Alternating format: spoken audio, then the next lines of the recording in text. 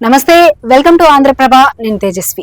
6 గ్యారెంటీలతో అధికారంలోకి వచ్చిన కాంగ్రెస్ ప్రభుత్వం హామీలను ఒక్కొక్కటిగా అమలు చేస్తోంది. ఇప్పటికే 4 గ్యారెంటీలను ఇంప్లిమెంట్ చేసింది. ఈసారి ఆర్టీసీ ఉద్యోగుల వంతు వచ్చింది. టీఎస్ఆర్టీసీ ఎంప్లాయీస్ కు గుడ్ న్యూస్ చెప్పింది.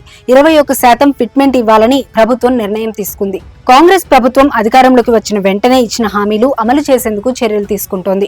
ప్రభుత్వం ఏర్పడిన 48 గంటల్లో 2 గ్యారంటీ స్కీమ్స్ అమలు చేసిన సర్కార్ ఇటీవల పేదలకు ఎంతగానో ఉపయోగపడే 500K గ్యాస్, 200 యూనిట్ల ఉచిత విద్యుత్ను అమలు చేసింది.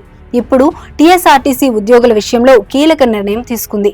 ఎంప్లాయీస్ కు పీఆర్సీని ప్రకటించింది. జూన్ 1 నుంచి కొత్త ఫిట్మెంట్ అమల్లోకి వస్తుందన్నారు మంత్రి పొన్నం ప్రభాకర్. కొత్త ఫిట్మెంట్ తో ఆర్టీసీకి నెలకు 35 కోట్ల భారం పడనుందని చెప్పారు. 53,071 మంది ఆర్టీసీ ఉద్యోగులకు ఆర్థిక ప్రయోజనం చేకూరుతుందన్నారు. రాష్ట్రంలో కాంగ్రెస్ ప్రభుత్వం ఏర్పడిన 48 గంటల్లో మహిళలకు ఫ్రీ బస్ జర్నీ కల్పించామన్నారు. ఎన్ని ఇబ్బందులు ఉన్నా ఆర్టీసీ ఉద్యోగులు, కార్మికులు మహాలక్ష్మి పథకం అమలుకు సిద్ధమయ్యారని, విజయవంతం చేశారని కొనియాడారు. 3 నెలల్లో 25 కోట్ల మహిళలు ఇప్పటి వరకు ప్రయాణం చేశారన్నారు. అందుకు ఆర్టీసీ ఉద్యోగులు, కార్మికులకు ధన్యవాదాలు తెలిపారు. ఆర్టీసీ సంస్థ ఉద్యోగులు, కార్మికుల సంక్షేమం కోసం కొన్ని నిర్ణయాలు తీసుకున్నామని చెప్పారు.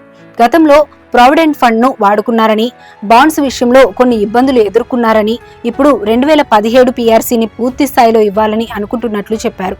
ఆర్టీసీ నష్టాల నుండి ప్రాఫిట్ ఓరియంటేషన్ వైపుగా వెళ్తున్నామన్నారు. ప్రభుత్వంపై భారం పడిన ఫిట్మెంట్ 21% ఇవ్వాలని నిర్ణయించామన్నారు. ఆర్టీసీ ఉద్యోగులు, కార్మికులకు సంక్షేమమే లక్ష్యంగా పెట్టుకున్నామన్నారు మినిస్టర్. పేద ప్రజలకు ప్రయాణం సాధనం ఆర్టీసీ అన్నారు. ఆర్డినరీ, ఎక్స్ప్రెస్ బస్సులకు కలర్స్ వేసి నడుపుతున్నామనడంలో నిజం లేదన్నారు. ఆటో కార్మికులను ఆదుకుంటామని భరోసా ఇచ్చారు.